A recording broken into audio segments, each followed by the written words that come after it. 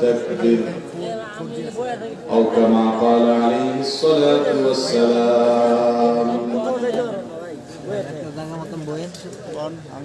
ঐতিহ্যবাহী লক্ষ্মীপুর জেলার রামগঞ্জ থানার অন্তর্গত দক্ষিণ হাজীপুর পাটোয়ারবাড়ি জামে মসজিদে আয়োজিত আজকের এই তাফসীরুল কোরআন মাহফিলের সম্মানিত সভাপতি, উপস্থিত উলামায়ে কেরাম এবং দূরদূরান্ত থেকে আগত আমার প্রাণপ্রিয় দ্বীনী ভাইয়েরা ও পর্দার আলেম মা বোনেরা, কোরআনে হাকীমের সূরাতুল ফুরকানের একটি আয়াত আমি তেলাওয়াত করেছি। সূরাতুল ফুরকানের ৬৩ নম্বর আয়াত থেকে নিয়ে ৭৭ নম্বর আয়াত পর্যন্ত এই কয়েকটি আয়াতকে সামনে রেখে এই আয়াতগুলোর সার নির্যাস আপনাদের সামনে পেশ করার চেষ্টা করব ইনশাআল্লাহ। এরপরে আপনাদের করা প্রশ্নগুলোর উত্তর আমরা যত অল্প সময় সম্ভব দেব। তারপরে ইনশাআল্লাহ আপনাদের সকলের প্রিয় হযরত মাওলানা শেখ আব্দুল হাই মোহাম্মদ সাইফুল্লাহ হাফিজাহুল্লাহ আলোচনা করবেন। সম্মানিত উপস্থিতি, আল্লাহ রাব্বুল আলামিন সূরা ফুরকানে বলেছেন, ওয়া ইবাদুর রহমানিল্লাযীনা ইয়ামশুনা আলাল আরদি হাওনা। রহমানের বান্দাগণের কিছু বৈশিষ্ট্য আছে, কিছু বিশেষ গুণ আছে। এই গুণ এবং বৈশিষ্ট্যগুলো যদি কোনো মানুষের মধ্যে থাকে তাহলে সেই ব্যক্তি রহমানের বান্দা, আল্লাহর বান্দা হিসেবে বিবেচিত হবে। আর এই গুণগুলো যদি কারোর মধ্যে না থাকে, এর বিপরীত গুণ থাকে, তাহলে সে শয়তানের বান্দা হিসেবে আল্লাহর কাছে বিবেচিত হবে। আমরা কি আল্লাহর বান্দা হতে চাই না শয়তানের বান্দা? আল্লাহর বান্দা হতে চাই। আল্লাহর বান্দা হওয়ার জন্য যা যা করা দরকার সে কাজগুলো করলেই যে আমরা স্বয়ংক্রিয়ভাবে আল্লাহর বান্দা হয়ে যাব, এমনটিও মনে করার কোনো কারণ নেই।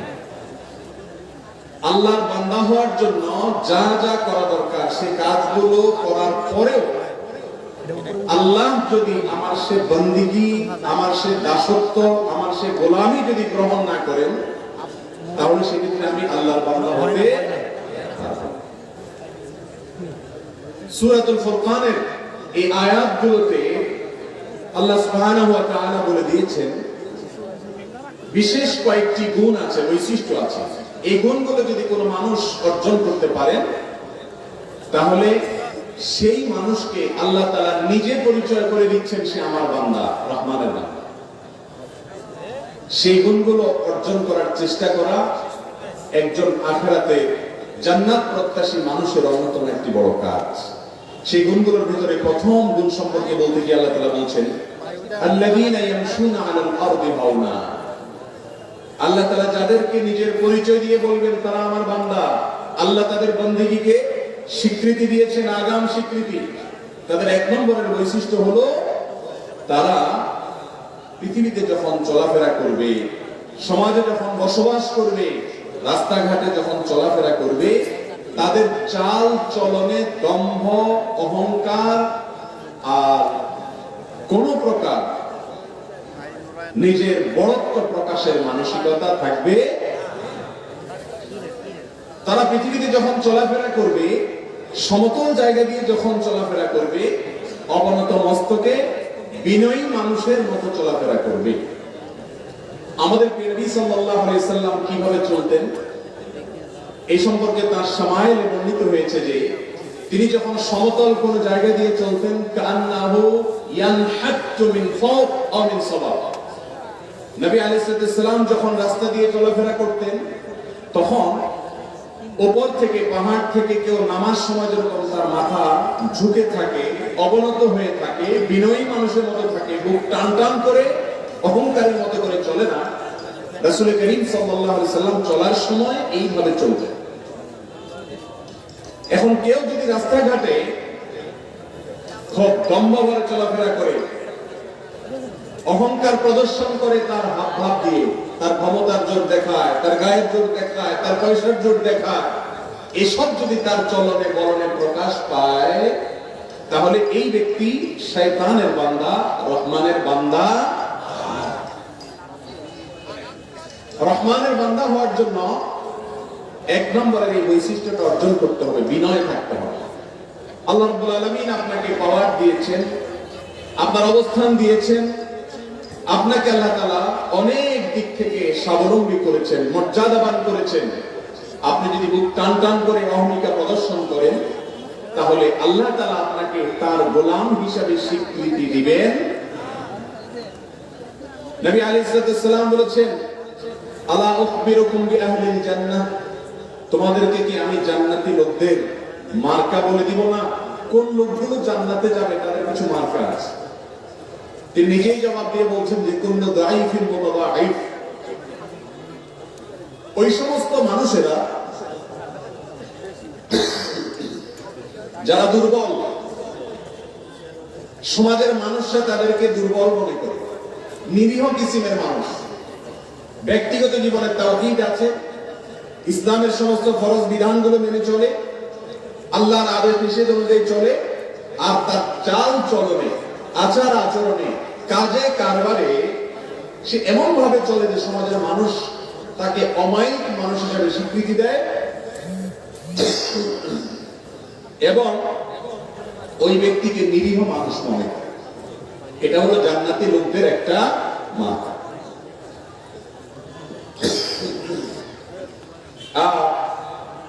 এর বিপরীতে জাহান্নামী লোকদের মার্কা হলো তারা দম্ভ ভরে চলে, দাপট দেখায় চলে, গায়ের জোর জাহির করে, সবাইকে দমায় রাখতে চায়, তার কথাই সবার উপরে রাখতে চায়। এই অহংকারী মানুষদেরকে নবী আলাইহিস সালাম বলেছেন এই লোকগুলির মধ্যে জাহান্নামী লোকদের মার্কা এবং আলামত আছে। আল্লাহ তাআলা আমাদের সবাইকে বিনয়ী মানুষদের কাতারে শামিল হওয়ার তৌফিক দান করুন। তাহলে এক নম্বরে রহমানের বান্দাদের বৈশিষ্ট্য হলো পৃথিবীতে চলাচল করার সময়, হাঁটার সময় অহংকার প্রকাশ করবে, বিনয়ের প্রকাশ করবে। নাম্বার 2, দ্বিতীয় বৈশিষ্ট্যটা প্রথমটার সাথে সংশ্লিষ্ট। তার কারণ হলো এই দুনিয়াতে যে লোক নরম হয়ে চলে, নিরীহ হয়ে থাকে, অহংকার করে না, বিনয়ী হয়ে চলে, সমাজের মানুষ তাকে খুব শ্রদ্ধা করে না তাকে পাত্তা দেয় না। শুধু পাত্তা না দেওয়া, বাংলায় একটা কথা আছে, ভালো মানুষের ভাত নাই। ভালো মানুষের শুধু ভাত নাই বললে ভুল হবে। ভালো মানুষের ভাত তো নাই, সামনে রুটি থাকলে ওইটাও সবাই খাবে। তুমি ভালো কেন হইলা? ভাত তো নাই, রুটিও দেবো না। এই হলো ভালো মানুষের অবস্থা। আল্লাহ রাব্বুল আলামিন বলেছেন রহমানের বান্দা হতে হলে ভালো মানুষ হতে হবে, অমায়িক মানুষ হতে হবে, বিনয়ী মানুষ হতে হবে, অহংকার করা যাবে না। বিশেষ করে আমার যুবক ভাইয়েরা, আপনাদেরকে বলছি, যখন 3-4 জন বন্ধু মিলে মোটরসাইকেল বা বাইক নিয়ে রাস্তায় চলাফেরা করেন, পেছন থেকে যতই হর্ন বাজাক প্রাইভেট কার, বাসওয়ালা সাইড দিতে চান না, ঠিক না বেঠিক?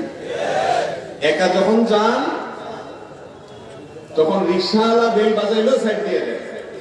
আর যখন বন্ধু বান্ধব সাথে 8-10 জন থাকে তখন কি হনুর একটা ভাব চলে আসে, কি আসে না? এর নাম হলো অহংকার। এর নাম কি? অহংকার। হোটেলে যখন বসেন, একা একা চার অর্ডার দিলে, একা একা থাকলে নেসিয়াতে বলেন ভাই এক কাপ চা দেন। আর 4-5 বন্ধু মিলে বসলে শরীরটা একটু গরম গরম মনে হয়, তখন আর এটা বলেন না যে এক কাপ চা, তখন এই বেটা জানি মানুষ চোখে দেখোস না, কতক্ষণ হয়েছে বলেছি। এরকম মোটে যুবকরা কথা বলেন কি বলেন না? ও যুবক ভাই আমার, যে আল্লাহ আপনাকে এই যৌবনের শক্তি দিয়েছেন, ওই আল্লাহ রাব্বুল আলামিন আপনাকে একদিন দুর্বল করবে কি করবে না? এজন্য জান্নাতি লোক কখনো অহংকার করতে পারে। বাসে যখন একা একা যুবক যায় আর কাউকে আমরা মানুষ মনে করতে রাজি। রাসূল করিম সাল্লাল্লাহু আলাইহি ওয়াসাল্লাম এর সাহাবীরা একবার দেখলেন একটা কুস্তি চলছে, কুস্তিতে এক লোক তার প্রতিপক্ষকে বারবার ঘায়েল করে ফেলছে, হারিয়ে দিচ্ছে। তখন সাহাবা একরাম বললেন যে মাশাআল্লাহ, কত বড় বীর, মারাত্মক বাহাদুর মানুষ।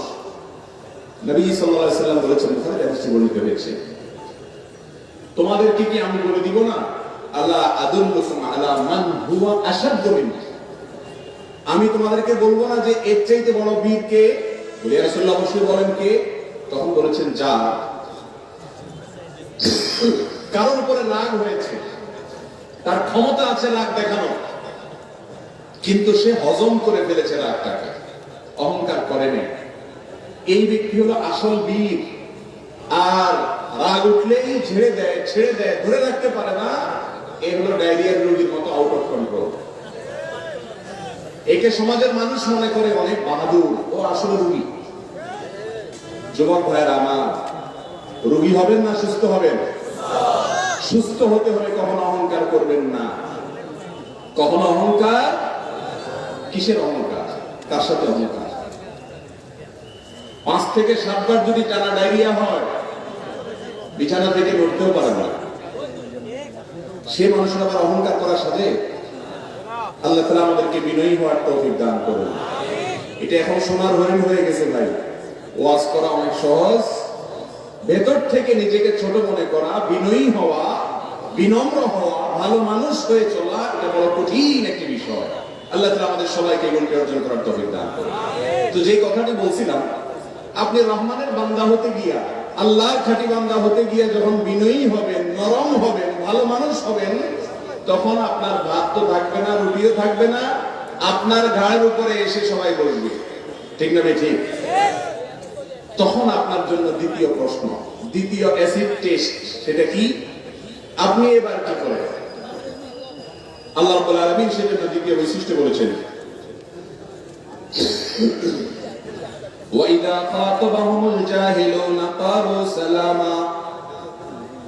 রহমানের বান্দাদের বৈশিষ্ট্য হলো তারা বিনয়ী হয়ে দুনিয়াতে থাকে, আর বিনয়ী হয়ে চলতে গিয়ে দুনিয়াতে বহু মানুষের তুচ্ছ তাচ্ছিল্য, হেয় প্রতিপন্ন করা, ওই যে বাহাত্তরটি সব সরায় নেওয়া, ষড়যন্ত্র করা, শত্রুতা করা, তার ক্ষতি করা, এগুলোর পেছনে মানুষ লেগে যাবে। যখন সেই কাজগুলো মানুষ করবে, তখন সে তাদের সাথে পাল্টা জবাব দিবে না, বরং মূর্খ, ঝগড়াটে, ফিতনাবাজ এবং দুষ্ট লোকদের দুষ্টামির বিপরীতে সে বলবে সালামা, অর্থাৎ এড়িয়ে যাবে, সেগুলোকে অ্যাভয়েড করে চলবে, এবং খারাপ মানুষদেরকে কখনো প্রশ্রয় দিবে না এবং তাদের কথার জবাব দিতে যাবে। এটা হলো রহমানের বান্দাদের দ্বিতীয় বৈশিষ্ট্য। আজকাল তো আমাদের অবস্থা এমন, কেউ আমাদেরকে একটা কথা বলবে আর পার পেয়ে যাবে, এটা কোনোদিনই সম্ভব। সামনে বলতে না পারলে পেছনে গিয়ে অন্তত একটা মনে মনে হলো গালি দিয়ে দেয়, ঠিক না? ঠিক। যে তোর সামনে বলতে পারলাম না, তো পিছনে এসে একা একা একটা গালি দিয়ে মনের ঝাল মিঠা না। রহমানের বান্দার বৈশিষ্ট্য এটা না। ওয়াইদা খাতাবাহুমুল জাহিলুন ক্বালু সালামা। মূর্খ লোকেরা, ঝগড়াটে লোকেরা যখন ঝগড়া করতে আসবে, দেখবেন এই লোক ব্যাককল মানুষ, এর সাথে ঝগড়া করে কোনো লাভ হবে না, সে বুঝবে না, তার সে বুদ্ধি নাই, বা সে অহংকারী, বেয়াদব, তাহলে সেক্ষেত্রে তাকে এড়িয়ে যেতে হবে, তার সাথে ঝগড়া করা যাবে। কেউ ঝগড়া করছে, আপনি ঝগড়া করবেন না, এটা আরেক কঠিন করি নাকি সহজ কাজ? আপনি কেউ ঝগড়া করলে যদি ঝগড়া না করেন,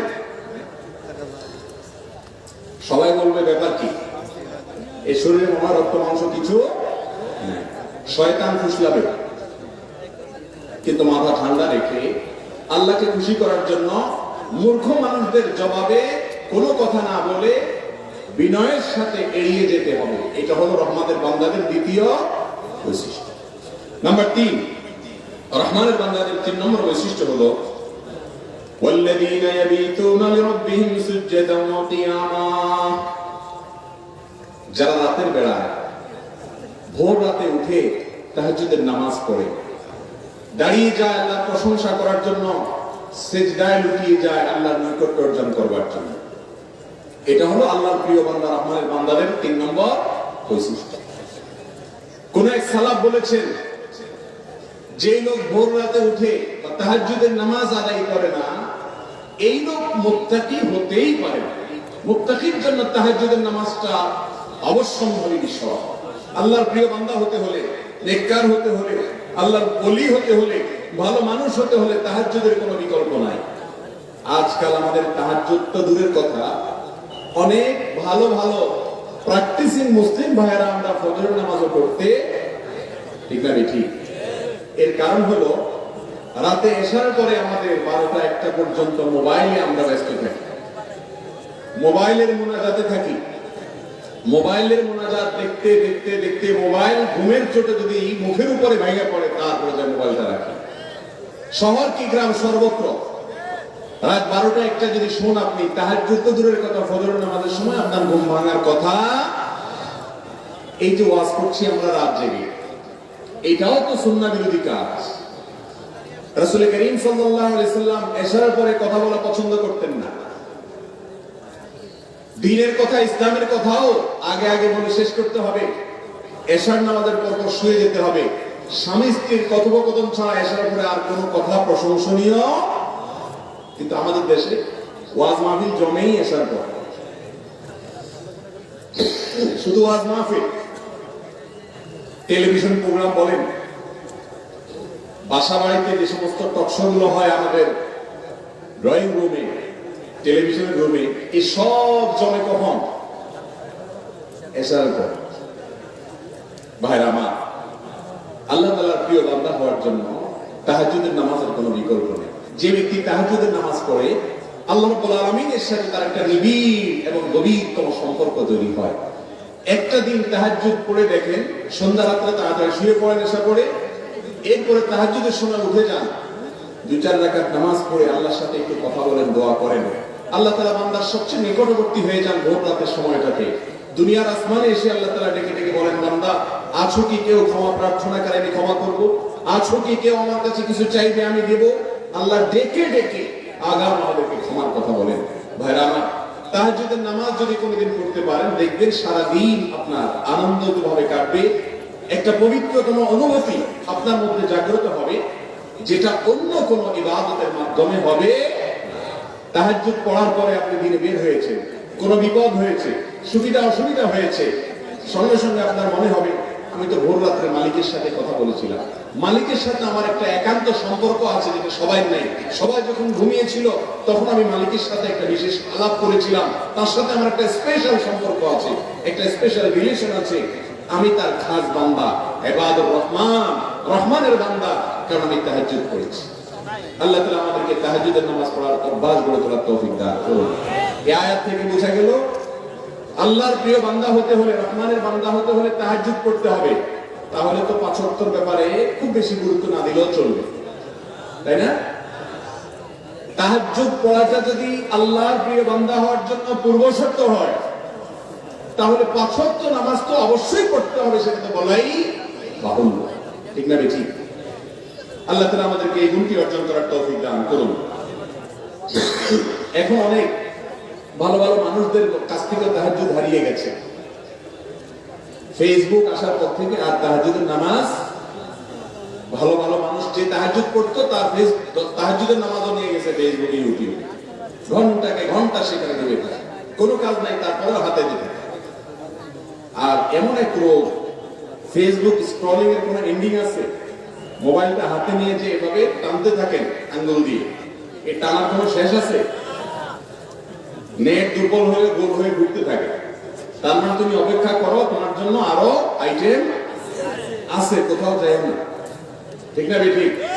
ইউটিউব বলেন, ফেসবুক বলেন, কাহিনী যুব সমাজ সহ সকল স্তরের মানুষের ধ্বংসের এক বড় কারণ হয়ে দাঁড়িয়েছে সোশ্যাল মিডিয়া এডিকশন।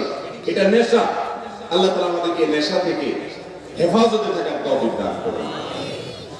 তাহলে আল্লাহ তাআলার প্রিয় বান্দা হওয়ার জন্য ভাইরা আমার তাহাজ্জুদের অভ্যাস গড়ে তুলতে হবে। আর তাহাজ্জুদের অভ্যাস গড়ে তোলার জন্য সন্ধ্যা রাত্রে তাড়াতাড়ি শোয়ার কোনো বিকল্প হতে পারে না। নাম্বার 4,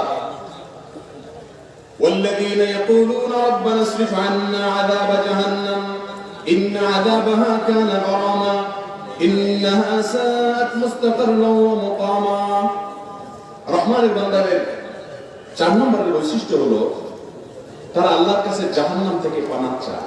কোথা থেকে পানা চায়? জাহান্নাম থেকে পানা চায়। এটাও হারিয়ে গেছে। কিভাবে হারিয়ে গেছে আমি বলি। আমাদের আল্লাহর কাছে দোয়া, দুরূদ এগুলো বেশিরভাগ হয় দুনিয়ার বিষয়কে কেন্দ্র করে। নিজে দোয়া করলেও দুনিয়া, হুজুরের কাছে দোয়া চাইলেও দুনিয়া। আপনারা আজ পর্যন্ত জীবনে শুনছেন যে কোন লোক একটা দোয়ার অনুষ্ঠান করছে? কেন? একজন হুজুরকে আনছে, দোয়া চাইছে বা দোয়ার অনুষ্ঠান করছে এই উদ্দেশ্যে যে হুজুর দোয়ার অনুষ্ঠান করছে এই জন্য যে আল্লাহ যেন আমাকে জাহান্নাম থেকে মুক্তি দেয়। শুনছেন এরকম দোয়ার অনুষ্ঠান? দোয়ার অনুষ্ঠান তো পরের কথা, নিজেও আল্লাহর কাছে দোয়া চাইলে দুনিয়ার রুটি রুজি চায়। আল্লাহ ঘর বাড়ি দেন, ছেলে সন্তান দেন, বউটারে মানুষ করে দেন, ছেলে মেয়েগুলোকে মানুষ বানায় দেন, বউরা বলে জামাইটারে মানুষ করে দেন, বাস কি ঠিক না ঠিক? আহকামুল হাকিমিন রব্বুল আলামিনের কাছে শুধু দুনিয়া চাচ্ছেন। আল্লাহই শিখিয়ে দিয়েছেন রব্বানা আতিনা ফিদ দুনিয়া হাসানা ওয়া ফিল আখিরাতি, শুধু দুনিয়া চাইও না, আল্লাহর কাছে মূল চাওয়া তো হবে আখিরাত, সাথে দুনিয়াটাও চাইবেন। এখন আমাদের আখিরাতের আসলে তেমন কোনো দরকার, কারণ আমাদের আখিরাতটা হলো টুকটাক আর দুনিয়াটা হলো ঠিকঠাক, ঠিক না ভাই ঠিক? এই জন্য দুনিয়া চাই আমরা আল্লাহর কাছে, দিন চাই না। অনেক মাজারে মানুষ যায়, মাজারে যায় যদি কিছু চায় সেটা শিরক, সেটা আল্লাহর সঙ্গে কি করা হয় তাতে? এই শিরকের ক্ষেত্রে এসে আরেকটা গলত করে, শিরক তো করে মাজারে কেউ আজ পর্যন্ত আপনারা শুনছেন যে পৃথিবীর কোন মাজারে কেউ এই উদ্দেশ্যে গেছে যে সেখানে গেলে আল্লাহ আমাকে জাহান্নাম থেকে মুক্তি দিবে? শুনছেন আপনারা আজ পর্যন্ত? জান্নাতুল ফেরদাউস পাওয়ার আশায় মাজারে গেছে, শুনছেন আজ পর্যন্ত আপনারা? জীবনে কখনো শুনছেন? মসজিদে জিলাপি মিষ্টি নিয়ে আসছে, বেদাতি পদ্ধতিতে মিলাদের মাধ্যমে দোয়া করাবে, এনে বলছে হুজুর মিলাদের জন্য মিষ্টি আনলাম, মিলাদের অ্যারেঞ্জ করছি, আপনারা হাদিয়াও দিলাম, সবই ঠিক আছে, দোয়া করেন। হুজুর বলে কি জন্য মিলাদ করার উদ্দেশ্য কি? বলে হুজুর আল্লাহ যেন আমাকে জাহান্নাম থেকে মুক্তি দেয়। শুনছেন আজ পর্যন্ত? তার মানে কি আপনাদের জান্নাতে, আমাদের জান্নাতে যাওয়াটা নিশ্চিত হয়ে গেছে, জাহান্নাম থেকে বাঁচা নিশ্চিত হয়ে গেছে? তাহলে আল্লাহর কাছে সবকিছু চান সঠিক বেঠিক বিভিন্ন পদ্ধতিতে, শিরকি পদ্ধতিতে বা সঠিক পদ্ধতিতে, কিন্তু জাহান্নাম থেকে পানা চাওয়া হয় ভাইরা আমার। যে জাহান্নামের ভয়ে আল্লাহর প্রিয় বান্দারা, আল্লাহর নৈকট্য প্রাপ্ত বান্দারা চোখের পানি ফেলে ভয়ে থরথর করে কাঁপতে থাকে, সেই জাহান্নাম থেকে যদি পানা না চান, যাওয়ার পরেও অনেকে পানা পাবে না। সেখানে আপনার জীবনে 30, 40, 50 বছর চলে গেছে, 1 মিনিট জীবনে চোখের পানি ফেলে একাকী মালিকের কাছে হাত তুলে দোয়া করেছেন কিনা কখনো? আল্লাহ এত খারাপ আমি, এত ভুল কাজ করি, আল্লাহ আপনি ক্ষমা করে একটু জান্নাতটা দিয়েন, আল্লাহ জাহান্নামে দিয়েন না। এটা আমাদের জীবনে খুব বেশি হয়। কিন্তু আল্লাহর প্রিয় বান্দা হতে হলে জাহান্নাম থেকে আল্লাহর কাছে পানা চাওয়ার অভ্যাস থাকতে হবে। করবেন তো ইনশাআল্লাহ? একাকী যখন রাস্তায় চলবেন, আল্লাহর সাথে কথা বলবেন, আল্লাহর সাথে কথা বলার যে ইন্টারেস্ট ভাইরা, যে স্বাদ আল্লাহর সাথে কথা বলা, নিজের স্ত্রীর সাথে অনলাইনে চ্যাট করে কথা বলে, প্রিয়জনের সাথে কথা বলে, ছেলে মেয়ের সাথে কথা বলে, আপনজনের সাথে কথা বলে সেই স্বাদ নাই মালিকের সাথে কথা বললে যে স্বাদ পাওয়া যায়।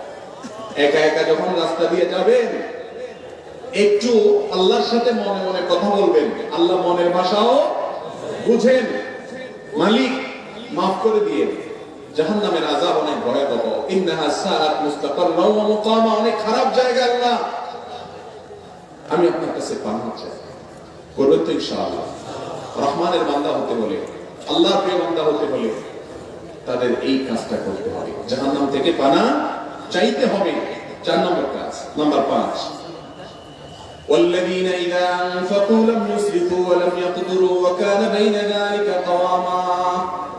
জান্নাতের লোকদের আরেকটা বৈশিষ্ট্য, ইবাদুর রহমান, রহমানের বান্দাদের, যাদেরকে আল্লাহ নিজের বান্দা বলে নিজে পরিচয় দিয়েছেন, সেই গর্বিত মানুষদের আরেকটা বৈশিষ্ট্য হলো তারা যখন খরচ খরচা করে, টাকা পয়সা খরচ করে, অপচয় অপব্যয় করে না, আবার কৃপণতাও করে না। আমাদের সমাজে আজকাল দেখবেন মানুষের দিনকাল ভালো। মুরব্বী চাচাদেরকে জিজ্ঞাসা করবেন 20-40 বছর আগে কোন রকম ভাত তরকারিটা জোগাড় করতে কষ্ট হয়ে গেছে, আর আজকাল আমাদের দিনকাল এত বেশি ভালো যে এখন বার্থডের জন্য হাজার হাজার লক্ষ লক্ষ টাকা খরচ করে, ঠিক না ঠিক?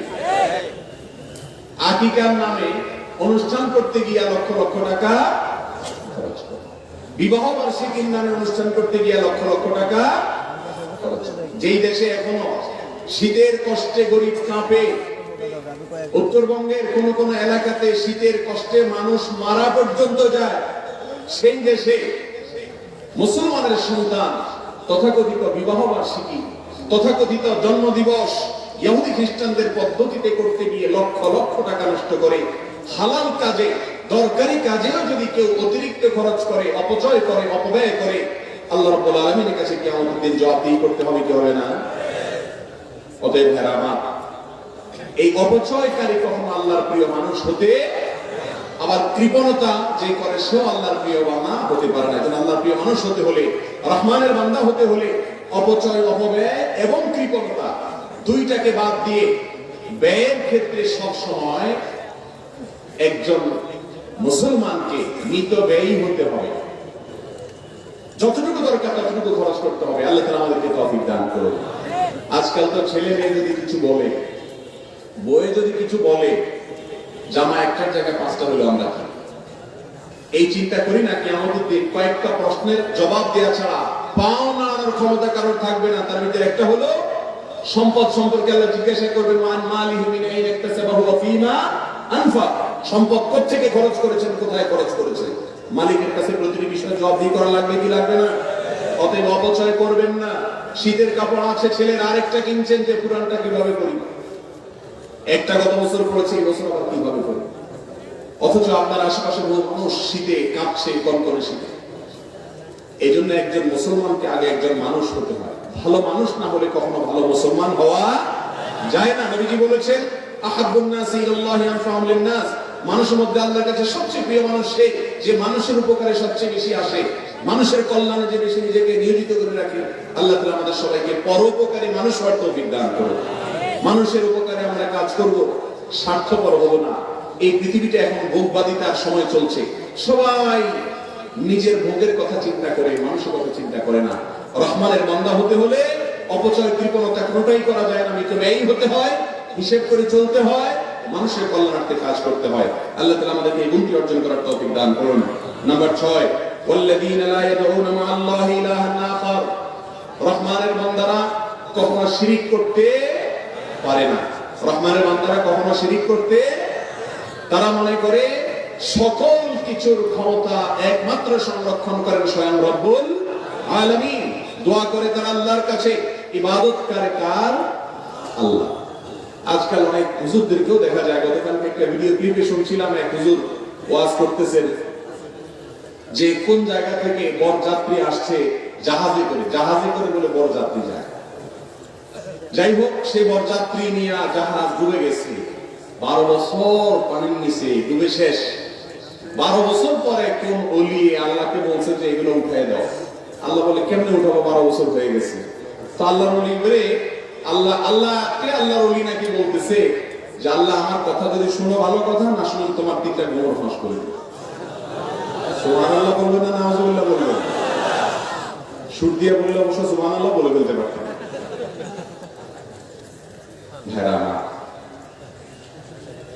এই সমস্ত আলোচনা এদেশের মুসলমানরা গোগ্রাসে গিলছে। জাহাজ 12 বছর পানির নিচে ডুবে গেছে, আল্লাহর ওলি সেটা উঠানোর জন্য আল্লাহকে আলটিমেটাম দেয়। চিন্তা করেন, যেখানে আল্লাহ নবী মুসা আলাইহিস সালাম কিয়ামতের দিন ইয়া নাফসি করবে, সে আল্লাহকে বলে, বাংলার পীর বলে যে আল্লাহকে আলটিমেটাম দেয়, তোমার গোবর ফাঁস করে দেবে। ভাইরা আমার, এই জাতীয় শিরকি কথাবার্তা অহরহ এদেশে ছড়াছড়ি হচ্ছে। আমরা শিরকের মধ্যে নিমজ্জিত। রহমানের বান্দা তার তাওহীদটাকে মজবুত করবে, তাওহীদের ক্ষেত্রে কোনো ছাড় হবে তাওহীদের ক্ষেত্রে কোনো কম্প্রোমাইজ চলবে না, শিরকের ধারে কাছে যাওয়া যাবে না, তাহলে সে কখনো মুসলমানই হতে পারবে না। রহমানের বান্দা হওয়া তো অনেক পরের কথা, আল্লাহর প্রিয় মানুষ হওয়া অনেক পরের কথা। আরেকজনে শুনছিলাম আরেক গাঁজাখড়ি গল্প, আষাঢ়ি গল্প বলতেছে যে কোন লোক